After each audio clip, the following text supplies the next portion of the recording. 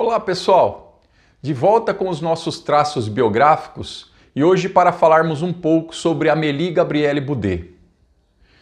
Poucas pessoas dentro do movimento espírita conhecem a história de Madame Kardec, a não ser que ela foi a esposa do codificador.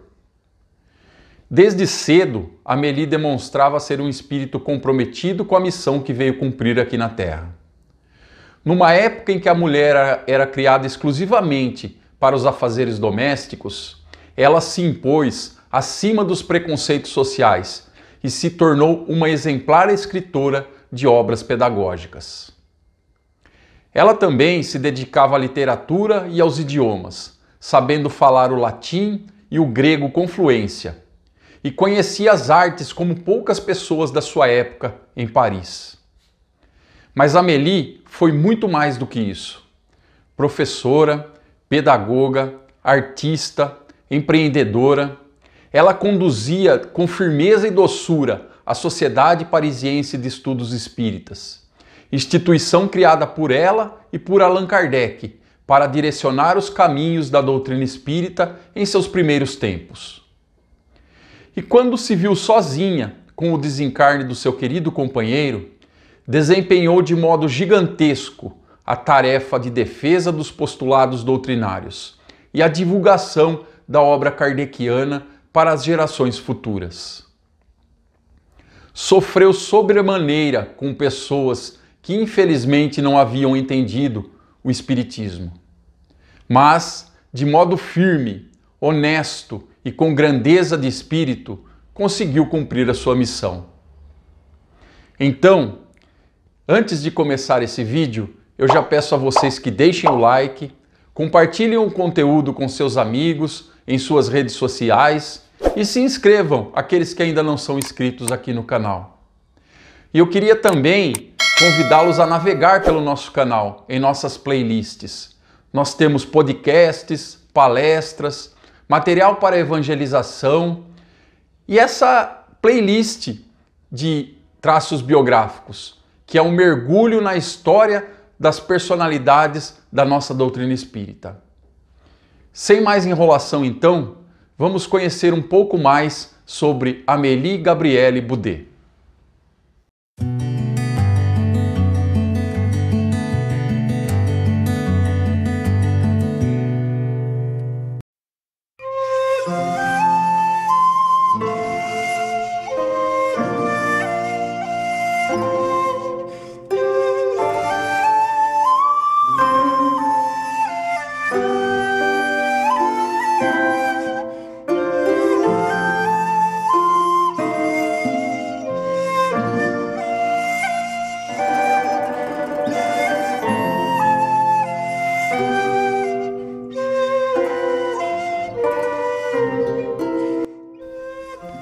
O vilarejo de Thiers, comuna do departamento do Val-de-Marne, tinha pouco mais de 1000 habitantes no final do século XVIII, quando estourou a Revolução Francesa. Residia naquela localidade o jovem casal Julien e Julie Boudet. O moço, Julien Louis Boudet, era um escrivão público e proprietário de terras, pois acabara de receber uma herança de seu pai, que provinha de uma família de renomados intelectuais pertencentes à média burguesia. A jovem Julie Louise Saint-de-Lacombe descendia de uma família de artistas, com destaque ao seu avô materno, que havia sido escritor de arte, historiador influente, arquiteto e arqueólogo. No dia 22 de novembro de 1795, chega ao lar do jovem casal a pequena Amélie Gabrielle Boudet. A criança cresceu num ambiente doméstico de muito carinho e amor, apesar de que as circunstâncias que rodeavam a França e todo o mundo naquela época eram de muita insegurança e medo, por conta dos movimentos revolucionários e das muitas mortes causadas nos conflitos. No ano de 1799, o jovem general chamado Napoleão Bonaparte aplicou um golpe de Estado e assumiu as rédeas do país, implantando um novo regime de governo, que resguardava os direitos dos homens, suprimindo os direitos das mulheres, para o triste porvir da infante Gabriele, que anos mais tarde sentirá na pele os efeitos da exclusão de sua cidadania. Quando tinha 11 anos de idade, no ano de 1806, a família da pequena Amélie Gabrielle mudou-se para a charmosa Ville de Château de Loire, possivelmente por exigências do trabalho do Sr. Julian como escrivão público. Nesse período, firmava-se o papel das mães educadoras, onde a premissa era de se ensinar as filhas a se tornarem futuras mães, esposas e donas de casa eficientes, aptas a educarem seus futuros filhos. Mas a mãe da mocinha Gabrielle não concordava com algumas imposições femininas cruciais, muito em voga na época, como a de suprimir de sua filha o acesso ao conhecimento ou resguardá-la do aprimoramento intelectual. A menina mostrava uma inteligência incomum. Ela havia passado rapidamente da infância para a adolescência e, quando completara 15 anos de idade, o Sr. Julian decide levar a família para morar em Paris, onde poderia proporcionar à sua filha o melhor que havia em termos de cultura e educação. Em meados de 1810, Gabrielle foi matriculada num colégio interno da elite parisiense. Amélie Gabrielle passa a desenvolver um raciocínio crítico sobre os métodos de ensino a que estava submetida no colégio interno e se aprofunda nos estudos das belas artes. A atividade da instrução pública, tradicionalmente reservada ao clero, aos poucos era compartilhada com os leigos, que compunham a classe de institutores e a dos professores. A jovem se interessava pela pedagogia e amava os idiomas, dominando o latim, que era obrigatório no colégio interno, e também conhecia bem o grego, além, é claro, de sua língua pátria. Também tinha profundo interesse na literatura e nas artes dramáticas. Conhecia bem a obra de Honoré de Balzac e mais tarde se apaixonou pela estética literária do jovem poeta Victor Hugo. Ela também estudou música romântica, ópera e canções para piano e canto, e a dança fascinava a moça, que considerava importante estudar também essa forma de arte. Diante de um leque de possibilidades, a jovem e madura Gabrielle decidiu estudar na primeira escola normal leiga de Paris, instituição de ensino que mantinha a orientação pedagógica de Johann Heinrich Pestalozzi, que levava em conta as relações entre professor e aluno, sempre baseadas e reguladas pelo amor. E com 19 anos de idade, Amélie Gabrielle se graduava professora com diploma de primeira classe. Tornar-se-ia conhecida no meio acadêmico como institutora Boudet. Ela tinha agora uma importante decisão a tomar. Tinha 3 caminhos entre os quais deveria fazer uma escolha: casar-se, fazer votos religiosos ou permanecer solteira. Nenhuma das opções satisfazia naquele momento a agora pedagoga Amélie. Ser institutora de letras e belas artes, legitimada pelo Estado, talvez a redimisse desses fardos sociais tão pesados. Mesmo assim, continuou carregando a cobrança social por permanecer solteira. Por essa ocasião, seus pais decidem se estabelecer em um apartamento no agitado Centro Cultural de Paris, muito próximo ao Museu do Louvre, o que contribuiria para a continuidade de sua educação artística. A inteligente e poliglota mulher Boudet já completava suas 25 primaveras.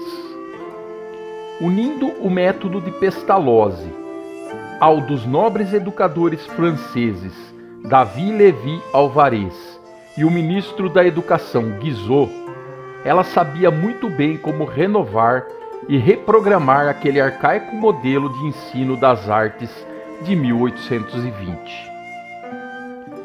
Em 1825, aos 30 anos de idade, Amélie Gabrielle, inspirada no artista Honoré de Balzac, publica o seu primeiro livro, Contos Primaveris. Em cada parágrafo de sua narrativa devia resplandecer os ensinamentos de Pestalozzi. Era questão de honra ressaltar o método de seu mestre.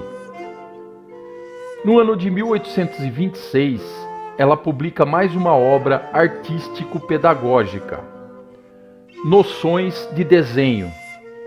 Foi a sua singela contribuição à educação artística vigente, ainda muito desestruturada nos círculos escolares. A professora Boudet decide completar seu ciclo de estudos artísticos e literários. Pesquisou a fundo o universo das artes plásticas.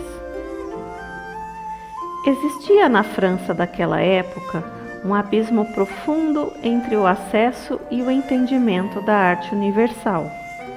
Muitos parisienses não sabiam diferenciar, por exemplo, a arte dos mestres antigos daquela de seus contemporâneos. Vivendo esse momento e com a sua sensibilidade bastante aguçada para a realidade, a institutora Boudet publicou então, no ano de 1828, mais um livro, O Essencial em Belas Artes. Os 3 volumes pedagógicos, publicados num período de 4 anos por Amélie Gabrielle, repercutiram positivamente por toda a França, especialmente entre os novos e os velhos professores de arte e literatura. Sem dúvida, a carreira acadêmica da professora decolava. Como autora pedagógica, despontou com o devido merecimento, já que a maioria das escritoras de sua época foi covardemente excluída do universo literário predominantemente masculino. E foi por conta dessa repercussão do trabalho pedagógico de Amélie que um certo professor e também institutor de nome Hippolyte Léon Denisard Rivaio desejou conhecer a mestra da arte de ensinar a arte. Não se tem notícias exatas de como ocorreu o primeiro encontro entre o casal, mas no final da década de 1820, muito provavelmente por suas afinidades relacionadas à pedagogia e ao ensino público na França, e certamente com a ajuda da espiritualidade superior, o futuro casal Kardec se conhece e rapidamente o relacionamento já se torna algo sério. Em fins do ano de 1831, Rivaio faz o pedido de casamento ao pai de Amélie, e a cerimônia de união do casal se realiza no dia 9 de fevereiro de 1832. Amélie Gabrielle Boudet tinha 9 anos a mais do que Hippolyte Léon Denisard Rivaio, mas para eles aquele detalhe nada importava, pois o reencontro daqueles dois espíritos representava uma união de almas afins, que iriam num breve futuro desempenhar um importantíssimo papel no roteiro evolutivo da humanidade.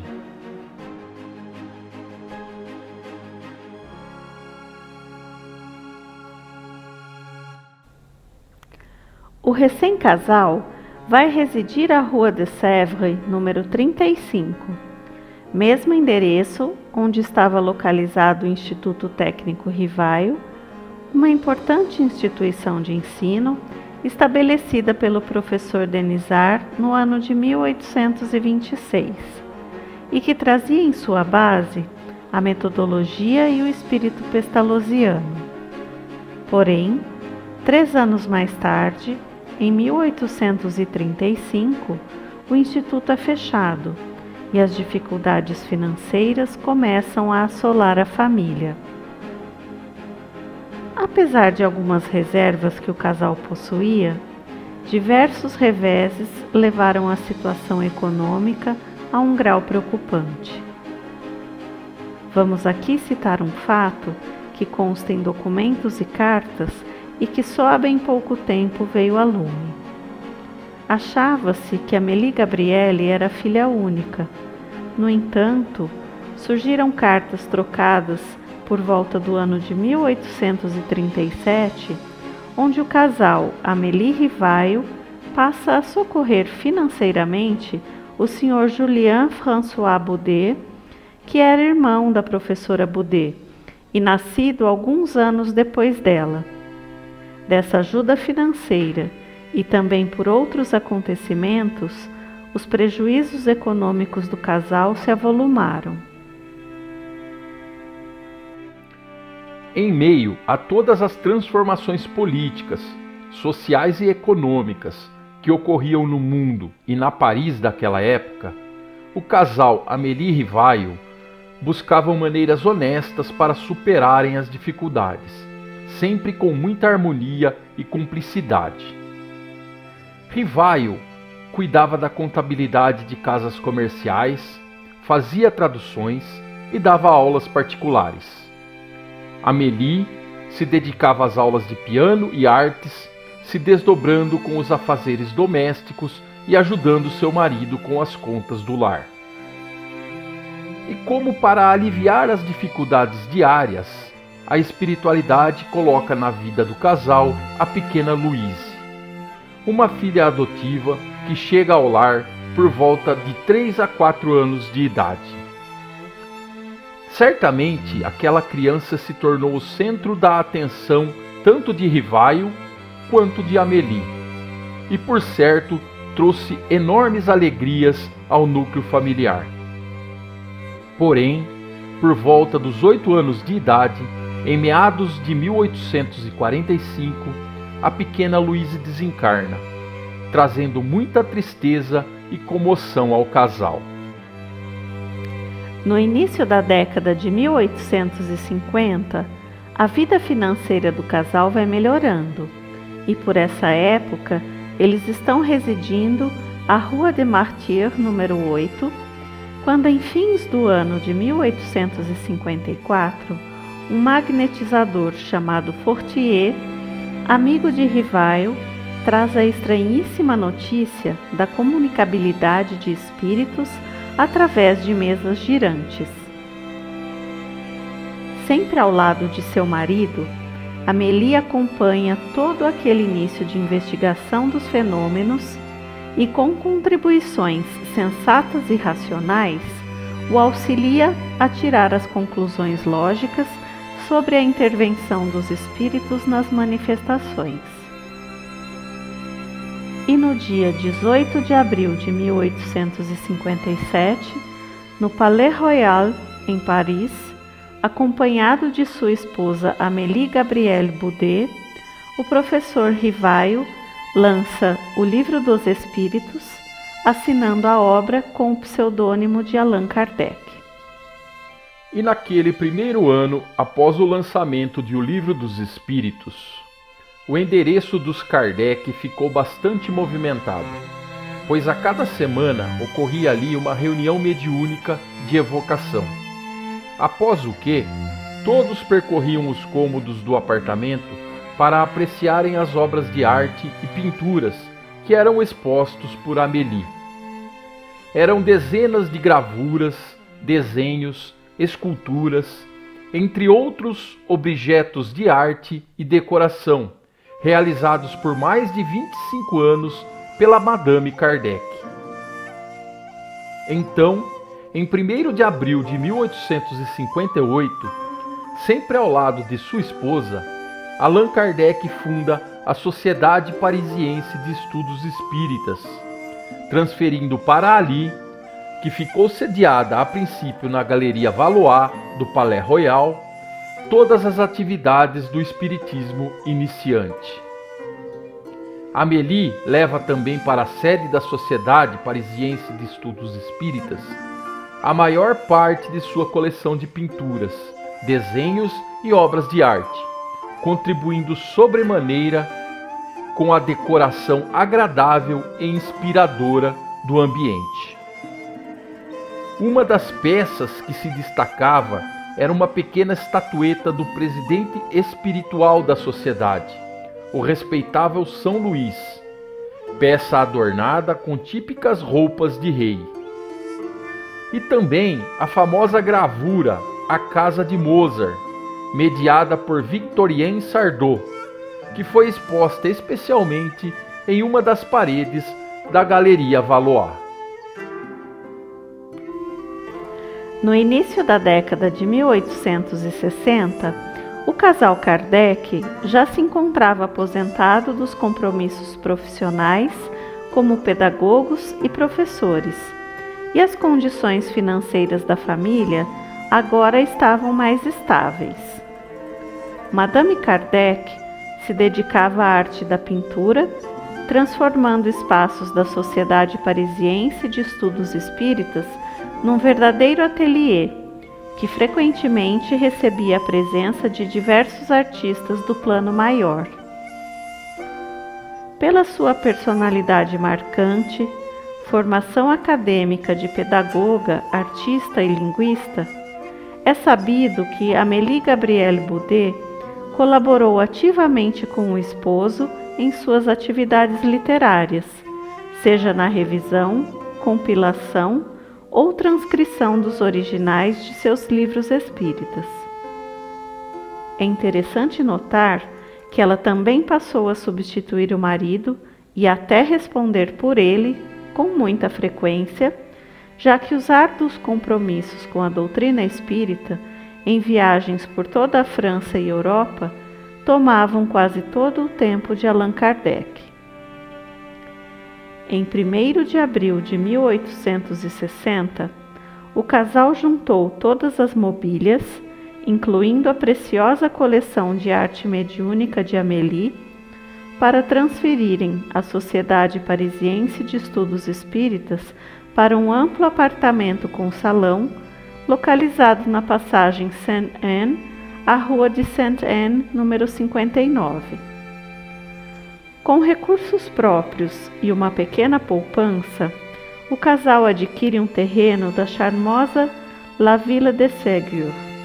Ali, com a construção de um imóvel aconchegante, o casal iria sair definitivamente do aluguel. Allan Kardec ambicionava construir naquela vilinha um projeto que eles batizariam de comunidade espírita, onde haveria pequenos apartamentos para idosos espíritas que não tinham condições financeiras, além de uma biblioteca e o Museu do Espiritismo.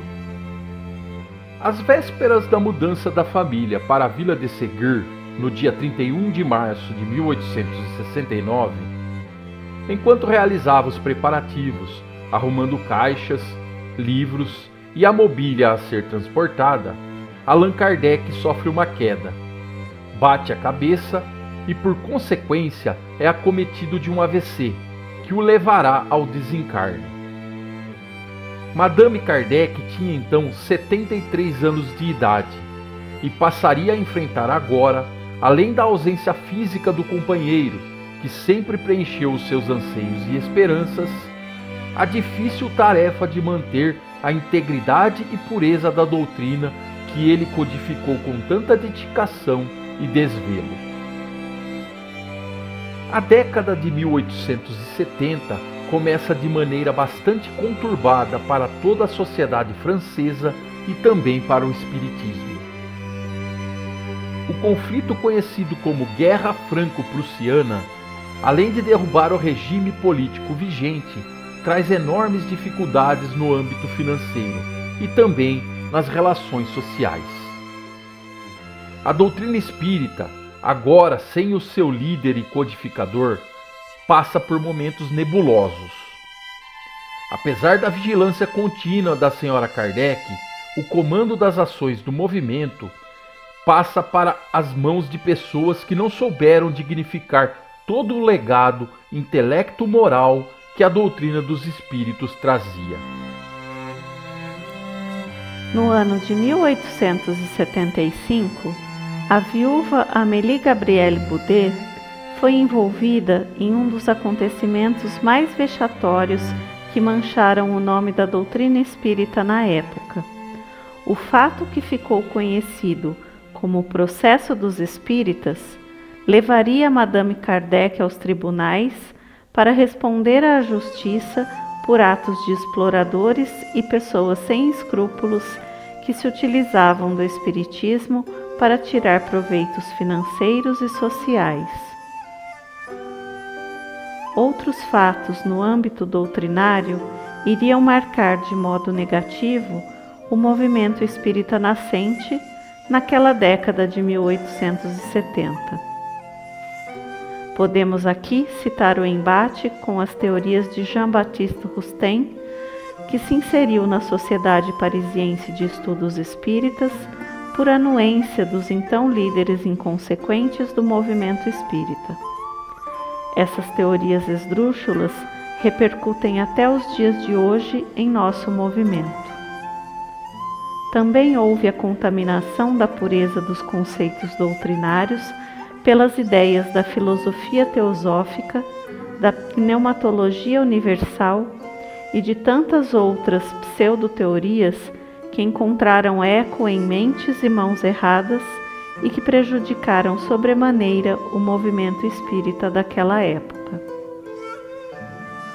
O ano de 1881 encontra uma Amélie com 85 anos de idade, inquieta, entristecida e com a saúde deteriorada, mais calada do que nunca, e relatos indicam que muitas vezes ela chorava às escondidas, principalmente quando suas palavras de carinho e sugestões de melhoria eram ignoradas pelos societários da instituição que dirigia os destinos do espiritismo.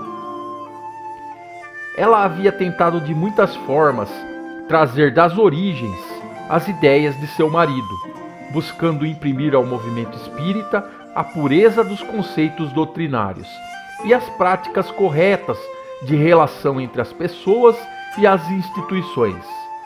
Mas foi de muitas formas ignorada e até mesmo desrespeitada dentro da instituição fundada por ela e por seu querido Allan Kardec. Diante dessas circunstâncias, Amélie se afasta da Sociedade Parisiense de Estudos Espíritas, mas não desiste do objetivo de tornar o movimento espírita justo e fiel à doutrina espírita. Se por um lado, Amélie se vê abandonada pelos legatários do espólio da doutrina espírita, por outro lado, ela se vê acolhida por pessoas que também não estavam confortáveis com toda aquela situação. Trabalhadores conscientes e conhecedores dos conceitos codificados por Allan Kardec e verdadeiros amigos de Amélie juntam-se e criam a União Espírita Francesa, que trazia, através do periódico L'Espiritisme, uma dura crítica contra o que se vinha praticando na liderança do movimento espírita e também argumentava de modo sensato e coerente, clamando por mudanças que deveriam ocorrer. Gabriel Delane, Leon Denis, Jean Meyer e a sempre amiga de todas as horas Berthe Fropo, entre outros espíritas, se colocaram ao lado de Madame Kardec para defender a doutrina espírita e levar para as gerações futuras o legado intelectual, moral e espiritual de Allan Kardec.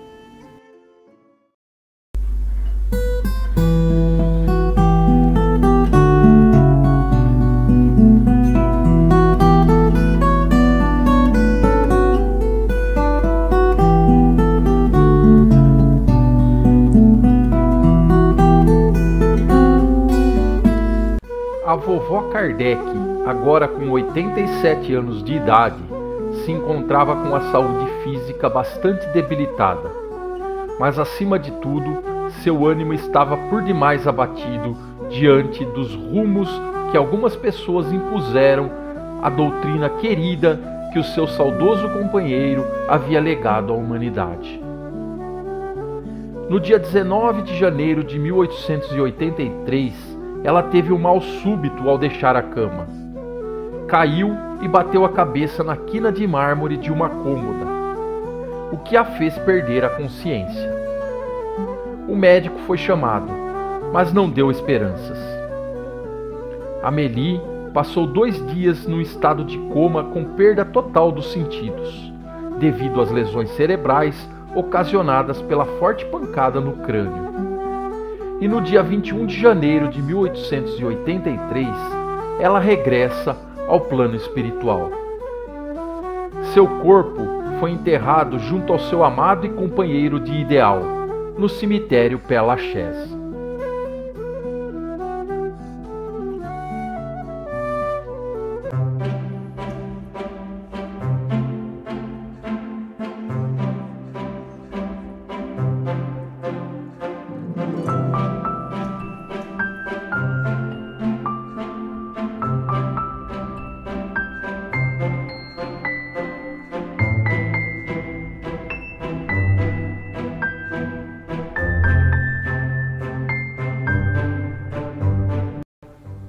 Com o desencarne de Madame Kardec, findava uma etapa na história do Espiritismo que hoje conseguimos olhar com mais serenidade.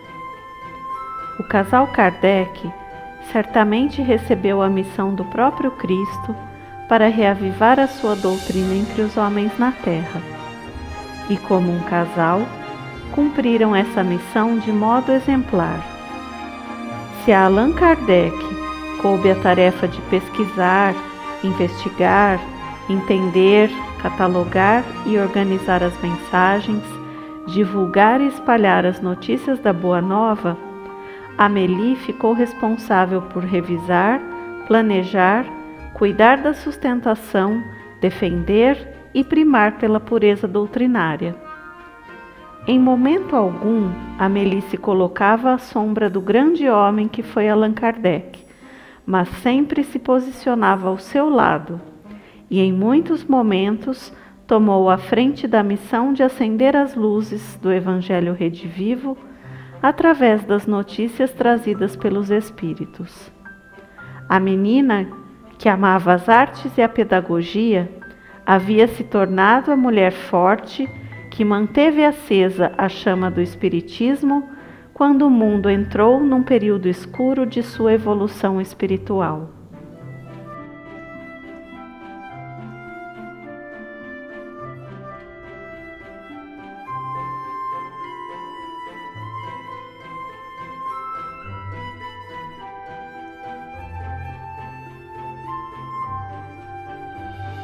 Através desses breves traços biográficos, nós queremos deixar registrado a nossa homenagem a essa mulher que em toda a sua vida manteve a integridade e a honestidade, e que foi uma das principais personagens do início da história que hoje nós conhecemos como doutrina espírita. Ela que com sua delicadeza e seu jeito doce conquistou o professor Rivaio e trabalhou ao seu lado durante toda a vida, enfrentando as dificuldades por amor a um ideal e à causa espírita, mas que também se mostrou extremamente forte e decidida quando ficou sozinha e teve que defender o legado da doutrina mediante aos absurdos e erros humanos. Amélie Gabrielle Boudet, professora, pedagoga, empreendedora, artista, amava o belo e a vida e sempre trabalhou com dedicação e desprendimento na sua missão junto ao Cristo. É um dos maiores exemplos para todos nós que buscamos trilhar os caminhos dessa doutrina que ela conhecia tão bem e viveu intensamente. Obrigado, Amélie. Obrigado, Madame Kardec.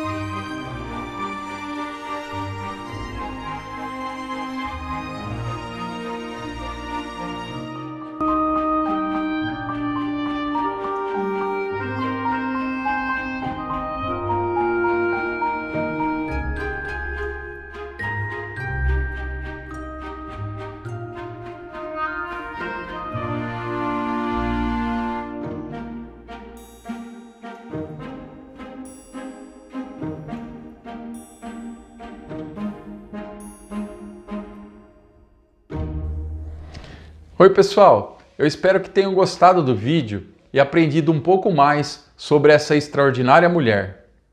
Peço que deixem aqui embaixo nos comentários o que vocês acharam do conteúdo desse vídeo. Já peço também que deixem um like e compartilhem o conteúdo e também o nosso canal com seus amigos e em suas redes sociais. Assim, você estará nos ajudando a divulgar cada vez mais a doutrina espírita. Quanto mais likes, compartilhamentos e inscrições nós tivermos, o algoritmo do YouTube vai entender que nosso conteúdo é relevante e vai promover o nosso canal. Por isso, se inscreva no canal então aqueles que ainda não são inscritos e ativem o sininho para receber as notificações sempre que tiver um conteúdo novo por aqui.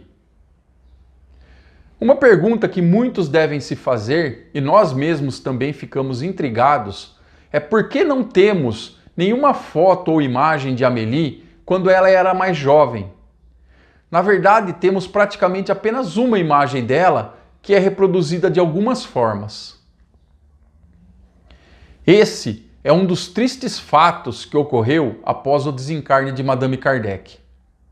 Como citamos no vídeo, após o desencarne de Allan Kardec, pessoas inescrupulosas tomaram conta do movimento espírita, buscando apenas tirar proveitos financeiros e sociais para si próprios. E, quando ela própria desencarnou, praticamente exterminaram uma enorme quantidade de documentos, registros, fotos, obras de arte e decoração na própria casa de Amélie, em Vila de Ségur. Dessa forma, hoje nós temos pouquíssimos registros fotográficos e até mesmo escritos sobre ela. Esse e outros fatos vocês podem conhecer melhor lendo esse livro, Madame Kardec, a história que o tempo quase apagou, de Adriano Calzone, da Viva Luz Editora, obra que eu me baseei para a criação desses traços biográficos. Da mesma forma que nos traços biográficos sobre Allan Kardec, quando comentamos sobre os documentos e cartas novas que estão surgindo, podemos reproduzir aqui, para o caso de Amélie, pois muitas dessas cartas eram trocadas entre o casal durante as muitas viagens que Allan Kardec tinha que realizar sozinho. E esse material todo está surgindo agora, trazendo muita informação interessante que, com toda certeza, nos fará, num futuro breve, conhecer muito melhor a vida desses personagens de extrema importância para o Espiritismo e, por consequência, para as nossas próprias vidas. Eu vou deixar aqui embaixo, na descrição do vídeo, novamente, o link para o portal do Projeto Allan Kardec, da Universidade Federal de Juiz de Fora, onde estão sendo publicadas as cartas e os manuscritos. Eu também vou deixar o link para 2 vídeos, onde o autor desse livro, o Adriano Calzone, ele fala sobre a obra e relata muitas curiosidades interessantes sobre Amélie e sobre o movimento espírita em seu início. Vale muito a pena assistir a esses vídeos. Então, é isso, pessoal. Eu espero mesmo que todos vocês tenham gostado do conteúdo desse vídeo e se sintam curiosos em procurar mais informações sobre a Madame Kardec. E caso saibam de algo diferente e que não falamos aqui no vídeo, deixem aí nos comentários para conversarmos a respeito. E só lembrando que para vivermos bem o nosso presente e construirmos um futuro melhor, precisamos conhecer o passado. E conhecendo a história das personalidades que tanto trabalharam por nossa doutrina espírita, encontramos inspiração para as nossas realizações nessa seara bendita. Fiquem com Deus e até o próximo vídeo.